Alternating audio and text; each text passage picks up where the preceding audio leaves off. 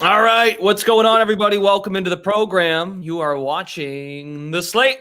We are a DraftKings show. We take you up until 6 o'clock on this Friday, June 16th, 2023. Brendan Glasheen, your host this evening, joined by Matt LaMarca, contributor to DraftKings. You can find his work over on DKNation.DraftKings.com. I had that backwards. DKNation.DraftKings.com. There you go. LaMarca covers basketball, which now is in the rear view, also covers baseball. So LaMarca's here for a baseball segment. And then Jeff Ulrich, the fantasy grind, will join us to give us his latest feeling on this U.S. Open. Ricky Fowler is balling right now. Dialed. He's dialed. And by the way, hello, Glash. How are you? Hey, good. How are you? I don't like to be pigeonholed, okay? I can talk about golf too, all right? I know, but I'm giving people what you specialize in. Don't take offense to that. I specialize in making money. That's fair. It's funny. I ran into someone, different job, different place, and they had the same complaint. They're like, everyone just calls me that guy. Like, I get that. I'm mostly just joking around. No, but you're right, because like people go, "Oh, well, you do the WM." It's like, yeah, I know, but like it's fair. You know what? That's fair. As a fair call out, LaMarca, it's true. Okay, so I will be better going forward as long as we are. Right, thank you, working together. But we are going to talk about baseball, and that is what you will be talking about today. I love it. I love baseball. Well, all right. Well, you know what? Fine. Back it up. You got a thought on this U.S. Open? I'm really enjoying it. Like in my eyes, this is what the U.S. Open should be. I don't want it to be so impossible that there's no scoring, but I want it to be challenging, and I want it to be a course that rewards good shots but punishes bad shots, you know? And I think that that's kind of how this course is set up right now. If you drive it in the rough, you can make a quad like we saw Dustin Johnson make earlier today. Mm-hmm. But if you're hitting fairways, you know, there is opportunities to score. So like we're seeing some guys, scoring's a little bit lower today than it was yesterday, but there are guys who are able to get after it. I mean, Ricky's already 3 under through 3 holes in round 2. So I think this is going to be a really fun course for a major. I think it's going to be a very exciting weekend.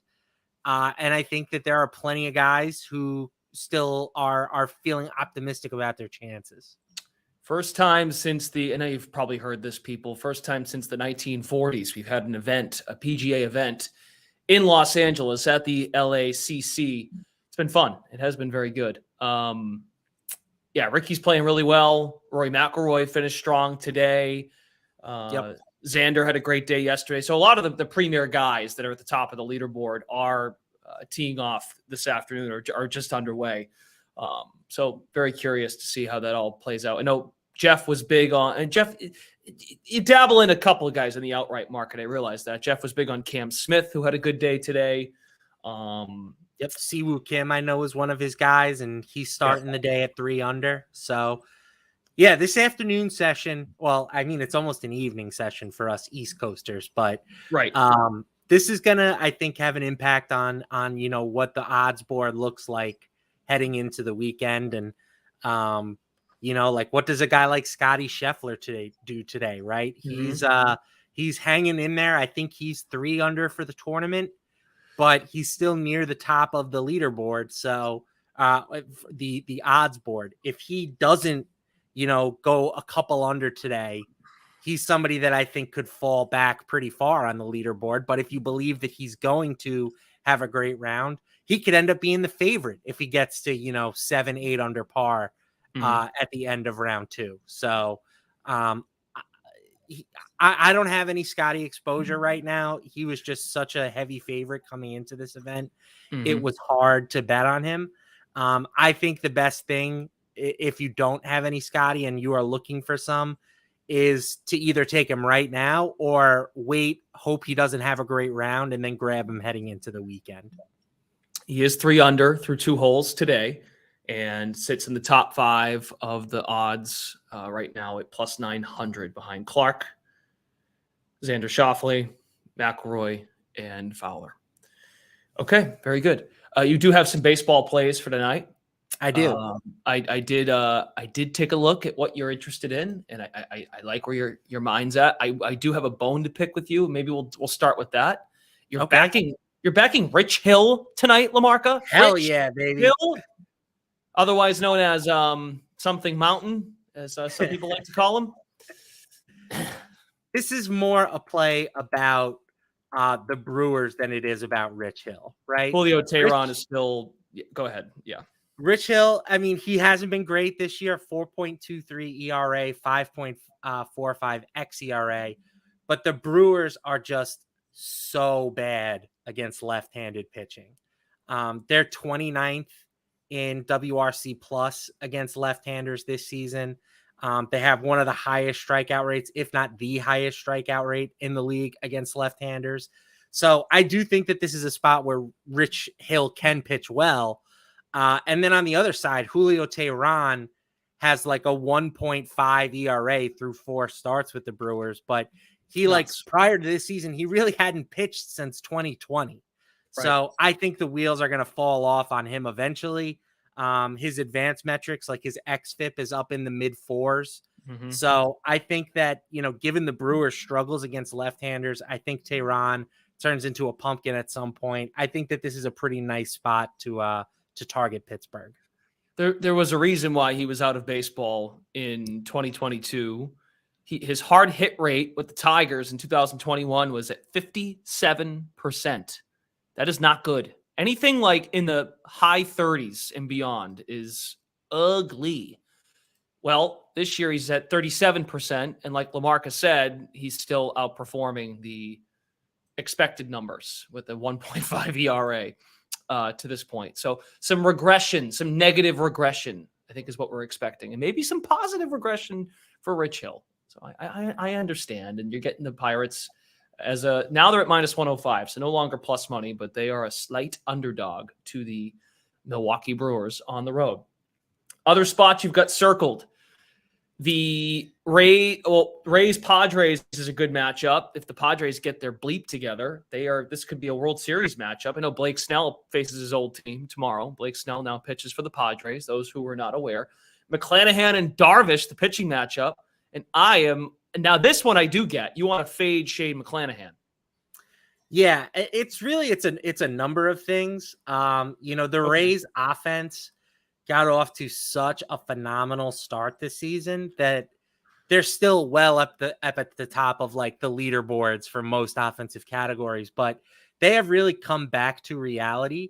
If you look at over the past 2 weeks, they are 12th in WRC plus against right-handed pitchers, and they're 8th in strikeout rate. And, Darvish, maybe he's not a true ace anymore, but he's still a very good pitcher. He's capable of getting a ton of swings and misses. So I think that this is a spot where he can keep their offense, at least slightly in check. And like you said, on the other side, Shane McClanahan, he's been good. He has not been great so far this season. A lot of his advanced metrics are well worse than his ERA, right? He's sitting at 2.18 from an ERA perspective, but he's 3.65 for expected ERA. That's nearly a full run higher than it was last season. And you've got a team in the Padres who have some really talented right-handed batters, right? Fernando Tatis has absolutely destroyed left-handed pitching so far this season. Xander Bogaerts, a guy who can hit against left-handed pitching. Even Juan Soto, who's a lefty, is somebody who has historically hit well against left-handed pitching. So I think that getting the Padres as, home underdogs or slight home favorites, I think it makes a lot of sense tonight. Agreed. McClanahan is, I think, also slightly, like you said, good, not great, has slightly outperformed how he should be this year. And Tatis has turned a corner, 2 home runs in that Cleveland series. And I think he's now homered outside of the Seattle 2-gamer, he's homered now in 3 of the last 4 series for San Diego. So he's I turned mean, a corner. Their whole offense he's is starting to turn a corner. He's incredible against left-handers in particular. Yep. I looked this up earlier today. His WRC plus against left-handers this season is like 211. He's got 5 homers in 55 plate appearances against left-handed pitching. And, you know, again, we're not even talking about Gary Sanchez, Nelson Cruz, Manny Machado, lots of guys who are on the positive side of their splits who fare well against left-handed pitching. So I think that they should be, you know, I would probably have them closer to like minus 120, minus 125, something like that. All right. Padres at home against the Rays, start of a weekend series. I think tomorrow's game is nationally televised, the Blake Snell start. Where else are we looking tonight? Baseball, full slate, of course. Yeah, I have I like the Blue Jays quite a bit. Okay. I don't normally play favorites, and Toronto is, I want to say, priced around minus 150. That's correct. But Kevin Gausman is just my favorite pitcher in baseball. Like he is, I think, so undervalued. You know, he's got a 3.12 ERA, but his FIP is down at like 2.58. He's striking out more than 12 batters per 9 innings. He's had some bad luck really the past few seasons from a batted ball perspective. And when you dig into his, you know, peripherals, like there's no reason that should happen. So I think that he's pretty much underpriced every time he takes the mound. Texas is a great offensive team. There's no doubt about it. They hit really, really well, but the Blue Jays have some offensive firepower too. And Martin Perez is not quite in Gausman's weight class, right? I mean, he had a breakout year last year, but he hasn't been the same pitcher to start 2023. So I don't mind laying the wood here with Toronto. The Sharps are on the Blue Jays. And again, Gausman is just a guy that I kind of always seem to find myself gravitating towards. Perez got lit up in his last start. Another guy who has sort of outperformed what his X stuff is, or his X stuff has been worse than what he is. His record, the Rangers score runs when he pitches too. I mean, the Rangers have been scoring runs for everyone. Pretty much when everybody pitches. Right. Exactly. Yeah. It's amazing. I know they've slid a little bit, and that's why the Astros are still the favorite to win that division. I think they're at minus 120 the last I checked. Rangers are plus 160 to 180, wherever you look around. But pretty incredible what they've done with DeGrom out. I know you've been used to the Jacob DeGrom injury stuff being a Mets fan, but with Eovaldi, Perez, they've done a pretty good job of holding down the fort without their big offseason acquisition. Yeah, I mean, don't forget this team spent, you know, $500 million 2 summers ago on Corey Seager and Marcus Semien. And those guys are living up to expectations now. They brought in Nathaniel Lau from Tampa Bay, who has turned into a really, really good hitter. And then just some young guys that have come through their minor league system. Josh Young has been a very nice player for them. Jonah Heim, great offensive catcher. Adolis Garcia, another guy that is a borderline all-star, I think, this season. So, yeah, I expect them to hit all year. And I think that division is going to be really fun because the Angels are kind of in it, quietly playing very good baseball at the moment. So I think that that's a 3-team race out there. And again, with the Angels, it's always so, you know, it could all fall apart at any second if Shohei Ohtani gets hurt. Or even, you know, Mike Trout hasn't been prototypical Mike Trout yet, but if he gets hurt or Ohtani, like it's just very hard to envision them keeping up this pace. But the Angels were a team I liked in the preseason. I have the over on their win total of, I want to say it was around 81.5. Yeah. And I don't think they're going away. I think they have enough pitching that they can stay in this and keep this a 3-team race. Yeah. Rangers plus 160 to come out of the division. Angels plus 600. And the Astros are at minus 105. You're actually getting a pretty decent price on Houston, like closer to even money on DraftKings, that is. I know the Angels, we're getting close to that territory. Well, a few thoughts on the Angels. typically when you see the Angels, if you follow their beat writers or whatever, it's typically, or like a roto grinders, whatever it may be, the headline normally is Shohei Ohtani hits 2 500-foot home runs and the Angels lose 6-2 to the Right. Royals. Well, that was always the old joke. It was, Shohei Ohtani did something that hasn't been done since Tungsten Arm O'Doyle. Mike Trout homered twice, and the Angels lost 5-4. But it really hasn't been that way this season. No. And I kind of like the odds on them to win the division. You said they're plus 600. That's an implied probability of 14%, a little over 14%. Fangraphs gives them a 15% chance of winning the division. So it's a little thin, but I'm higher on the Angels than I think a lot of the projection systems are going to be. So I don't mind that number, that plus 600. And I would think because of, you mentioned the health, of course, he's got to stay healthy. So does Trout. But I think the Angels are going to try, I know there's been some chatter about ownership and what they'll do, and Ohtani rumored to go elsewhere. Dodgers. Does he go east? Yankees. Red Sox would never spend on him. Unless, I'm not sure if the baseball show on Tuesdays, the Sweat baseball show of Carabas, Buchanan, if they've got thoughts on this. But the Red Sox aren't spending money on Shohei Ohtani. Point being, I think they're going to buy at the deadline. They've won 8 of 10. They stay in it for the next month. They'll buy. They'll go get bullpen help. And they've got to try, I think, to try to keep this guy interested. Yeah, they're going to spend it. And again, I don't know if that will increase their chances of keeping Ohtani. It does sound like they have an advantage just based on location, right? He wants to stay on the West Coast, that's what the rumor is, because it's 6 hours closer to Japan.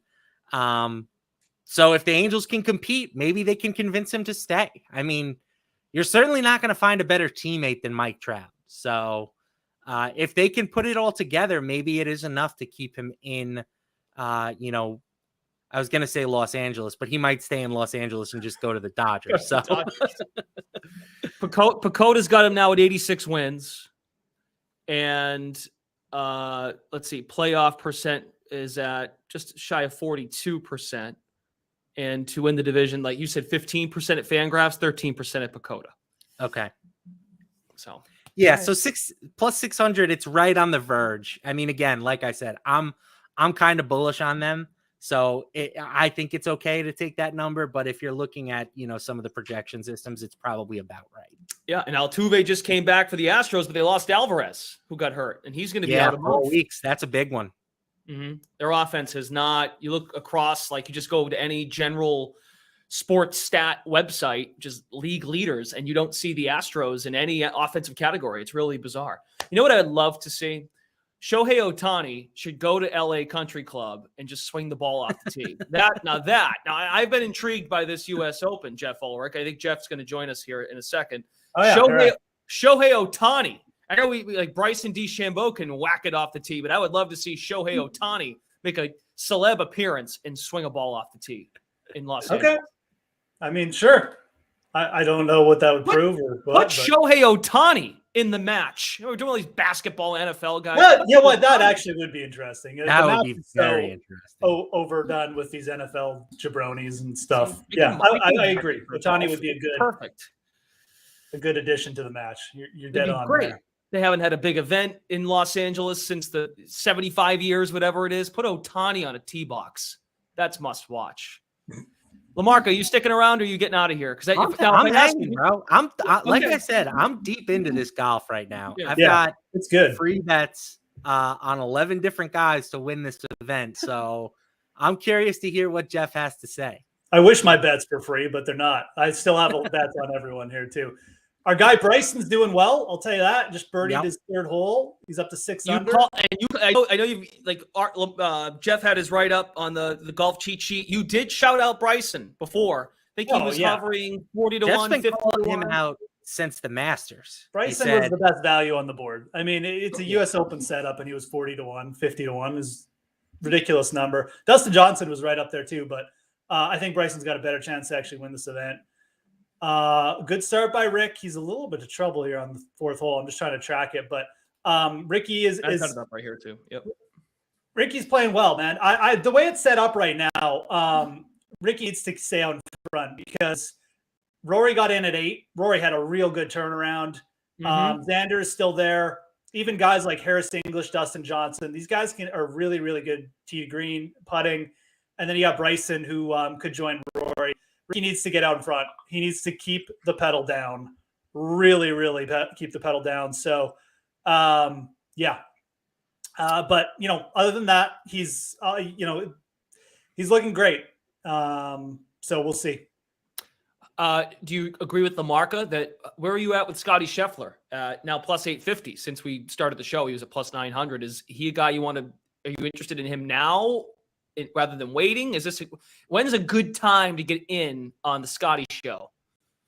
On Scotty? I mean, you know what? I mean, you don't really have to at this point. I mean, he's a bit far back. He's still now would not be the time. I mean, plus 850.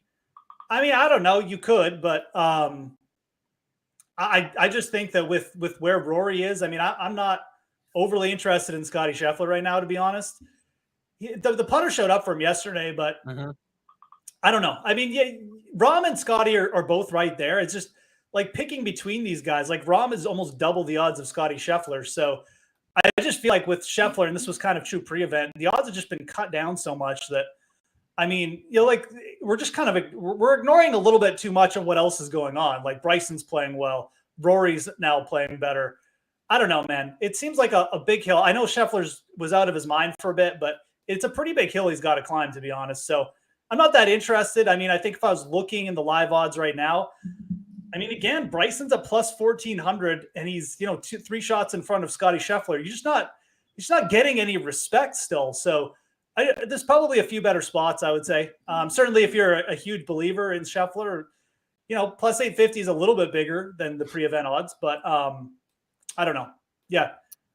Yeah, the one thing with Scotty, like you said, Jeff, is when he hasn't been in contention recently, it's been because he hasn't been putting, right? Yeah. But he kind of did putt in round 1, right? He was only, it looks like 12th in strokes gained tee to green. So it's not like he was hitting the ball better than everybody on the course and just couldn't make a putt. He kind of just was, good but not great in round 1. So I'm monitoring him. I always think he's live for a comeback, but it's going to be interesting to see. If Scotty was the same odds as Rahm right now, I would definitely be advocating a little bit different. But I mean, it's just like when the two are that far apart and they're at the same score, it's kind of tough. That's my only thing. Jeff, where are you at on? Oh, go ahead. I'm sorry. No, You're the host. I should let you go. Stop it. Go. What are your thoughts on Ricky, Jeff? Can he keep this up? Because I thought Ricky was a candidate to come back today.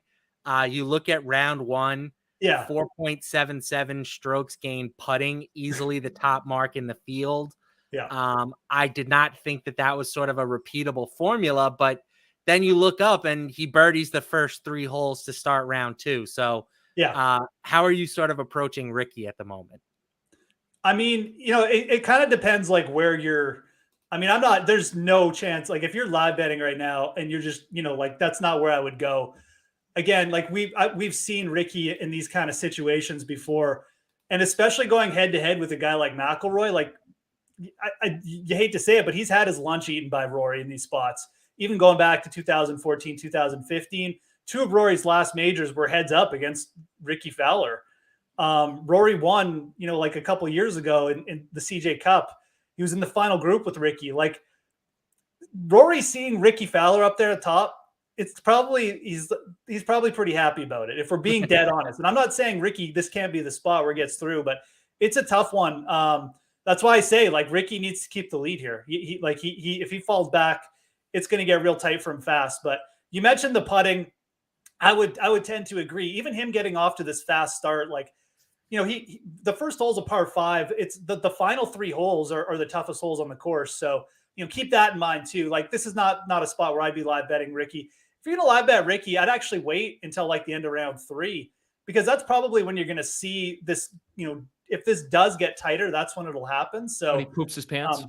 It's a really good performance by him so far. And I don't expect him to necessarily like fall all the way back. I think he's going to be up there until the end of this. But Yeah, as Matt said, minus four 105. putting in round one. Yeah. Minus Sorry, 105 to be the leader at the end of round 2. So yeah. DraftKings does expect him to hold the lead, or at least a share of the lead, heading into the weekend. Yeah, and as we just mentioned, he just made a bogey. So there's a lot of tough holes out there still. Yeah. Jeff, how are you feeling about Cam Smith? I know he's already done for the day, had a good day, but is it again, Cam Smith's in a pretty good spot. I mean, there's a very good chance that he might be 6 back of like Wyndham Clark and Ricky Fowler. Again, like, these guys start well, but neither of these guys has won a major. They were 60 to 1 in the odds for a reason, right? Like, Cam Smith is a guy who could absolutely go out and shoot 65 tomorrow, and gain 4 strokes putting himself. So he's in a pretty good spot. He had a better round today. Mm-hmm. I do like other players better though. Like there's just a lot of names in front of these guys, right? Which is kind of the problem with a guy like Scheffler too. Like he's got Bryson, Rory, Dustin in front of him right now. There's some guys from the morning that are in really good spots here, especially if Ricky gets in at like a 10 or 9. I mean, it's going to be go spot for guys like these, like Bryson and even a guy like Minwoo Lee who can really light it up. He's a really good young player. So I really like this leaderboard. This is good for me as well, but also I think just good for golf. It's going to be really exciting. I'm firmly in the Xander Schauffele camp. I don't know if he can actually close. We've seen it so many times with Xander, but he's basically double every other player in strokes gained tee to green so far this week. Like he is playing some of the best golf that I've seen from him in quite some time. So, and no bias, of course, but I do have a Xander ticket. So, I would love to see that guy get in the door. I think what Xander needs to do is just stick around. As long as he doesn't fall back too far today, even if he just stays at -8 and the lead is like he's a couple off the lead, that's all he needs. Because typically his problem with the U.S. Open is he's just been a little bit too far back going into that last round. He's been a good final round player. Like he can make some charges. But I think if he finally starts that last round, maybe in the second to final group or the final group, he'll have a good shot as any. Like you mentioned, the tee to green for him has been off the charts this year. So, certainly I would agree. Like you're looking at the stats, Ricky is the guy I would have projected for a little bit of fallback, but we're early in the round too. Like, Ricky had a great start, but these things can change so quickly on a U.S. Open course. So, I mean, like I said, it's just a great leaderboard. I mean, even Wyndham Clark, who a guy like most people won't be that familiar with, tee to green. I mean, he went head up against Xander Schauffele and beat him. Like Wyndham Clark can play. So there's really nobody here that looks out of place at all right now, which is exactly what you want going into the weekend at a U.S. Open. Victor Hovland needs a big day. There's a big drop off after Cam Smith. Smith 35 to 1, then you go into the 6 to 1. 60 to 1 range with Hovland after that. Hovland's 1 under through 3 holes today. I would imagine this. So you think that this is kind of what this top 7-8 guys is what we're going to look at the rest of the weekend? There's like Hovland's only at -1. Hovland could easily get in at 5 or something. There's going to be some guys that add. Homa's still at -1. But I think that the guy, like I said, the guys in the clubhouse at -6 are better. Really -4 are better. I would even say like Tony Finau. I mean, these guys can all make moves, right? I mean, we know low scores are out there. Minwoo Lee shot 5 under today. It's tightened up a little bit, but I still think you're going to see some weekend 65s. So, Okay. So is there anything before we wrap it up? Is there anything, Jeff? You mentioned Bryson potentially 12 to 1 now. Was it 14 to 1 moments? Anything you're playing now that you're betting now, or are you just kind of standing pat? So, I mean, I got lots of exposure on the top guys. Like for me, it's just a matter of just balancing. Do I want to, hedge a little, try and hedge a little bit or get some exposure on a top guy or something? But I just looking at the live odds right now, like I think Cam Smith at +120 for a top 10 is actually like a really nice price. He's played really, really solid golf. I think this course is one where he's going to be able to score at. And, top 10, I mentioned this in my preview, but I mean, the guy top 10 at the PGA at Oak Hill, like that's not a course where Cameron Smith really had much chance at all to win. And for him to play like that, But this is a course where I think he can put in a low score too. So I think that's a pretty solid bet if you're just looking for someone to sweat on just a regular size top 10 odds. But other than that, nothing too crazy. Like I said, looking at the board right now, Bryson sticks out a little bit, and definitely do not discount guys like Harris English and Minwoo Lee. Those are pretty good targets as well. Plus 25, plus 28. Those guys can play. They're not out of place here at all. Harris English has 2 top 5 finishes in the U.S. Open. So can I give you a wild card, Jeff? Yeah, man. How do you feel about Austin Eckroat top 10 at plus 1,800? Oh, man, these Eckroat people, I swear. But no, look, Eckroat's been his iron play has been fantastic. I mean, he's been playing really solid golf. T21 right now. It's not. I mean, the number is right, like plus 1,800. Yeah, why not? I mean, he's been playing really, really solid golf. He's a guy who can move up on the weekend. I'm just looking at that range, see if there's anyone else. Tee to green. So he's a really strong iron player. I don't hate that. I'm just looking if there's anyone else in that range I would kind of prefer, but I don't really. That's probably where I would go. He's in the clubhouse. He's at a pretty solid number. I think the other thing is, like, I think the scores this afternoon should be a little bit worse. So, being in the clubhouse, not a bad spot to be. Yeah, I don't mind that call at all. I think if you're looking for a long shot top 10, that's the kind of guy I would be targeting. All right. Always looking for the Jeff stamp of approval on my DGen plays. No, that's a solid one. Eckroat's been really, really good lately, man. I mean, Bryson just shot the ball like I would, trying to knock it out of rough. That was not good. Who knows? Odds just shot back. Okay, we need to go. Thanks to Matt LaMarca, Jeff Ulrich. Thanks for being here. Gents, enjoy the action this weekend in Los Angeles and plays on the diamond from Matt LaMarca. Thanks for tuning into the Slate. We return. We're not here Monday, right? Holiday Monday. We're not here Monday. Juneteenth. We won't be here. So we will be back Tuesday, starting with the sweat at 11 a.m. Eastern time. And then we come to you after the 4 p.m. Eastern Madden Sim. For LaMarca and Jeff Ulrich, Brendan Glasheen, thanks to Matt and Eamon for their hard work behind the scenes. You all have a great weekend. Talk to you Tuesday.